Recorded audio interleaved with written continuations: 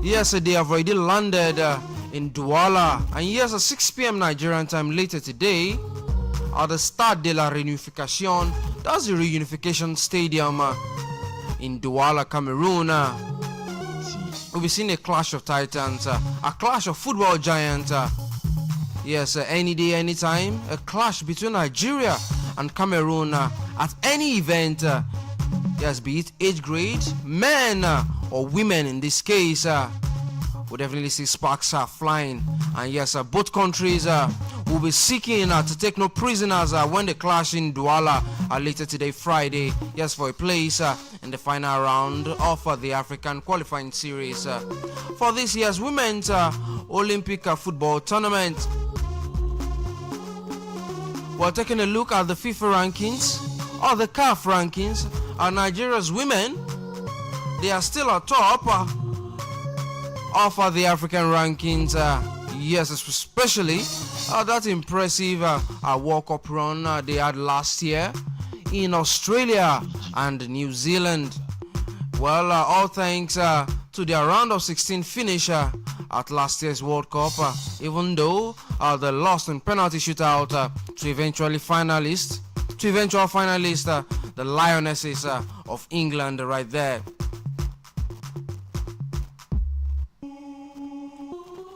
But yes, if you call today's match a grudge game, you won't be wrong because there's also the indomitable Lionesses of Cameroon that stopped Nigeria Super Falcons from playing at the London 2012 Olympic women's football event right there in the qualifying series. Because the last time Nigeria participated in the women's football event of the Olympics was as far back as Beijing 2008.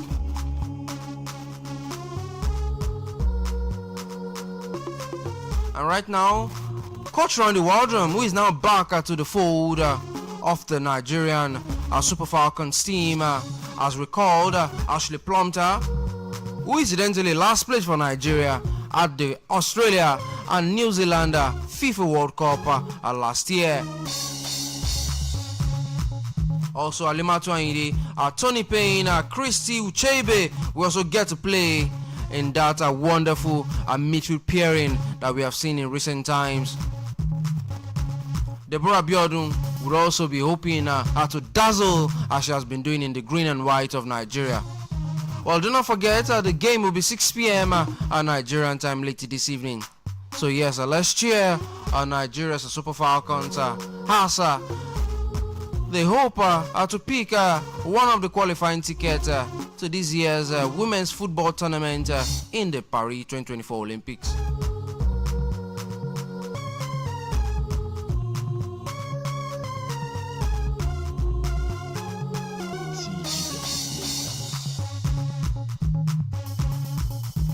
And yes, to the world of athletics, and ahead of the Olympics set to take place later in the year,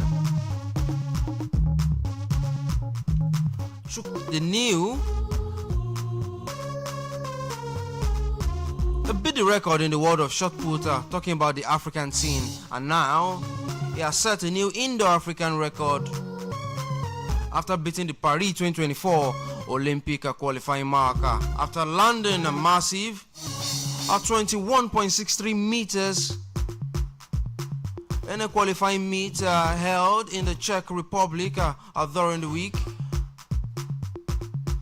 And yes, in the process, it broke the 13-year-old African indoor record set by Janus Robert in South Africa as far back as of South Africa in 2001. And yes, that has been wiped clean by Chukwuebuka Enekwechi after a massive throw of 21.63 meters earlier during the week.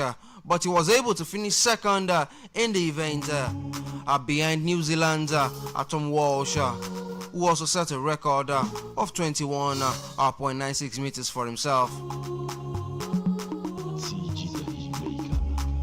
So yes, I'm hoping that Chukwuebuka Enekwechi will take this impressive run, this impressive form into the Olympics happening in the Pacesetter state.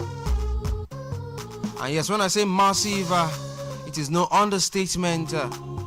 Yes, because the 14th biennial police games tagged Oluyole 2024. Yes, will come alive later tomorrow at the Lake Consalami Sports Complex. We'll be seeing a colorful opening ceremony. And yes, the executive governor of Oyo State, Engineer Sheyi Makinde, is expected to declare the games open. Also expected will be the Inspector General of Police,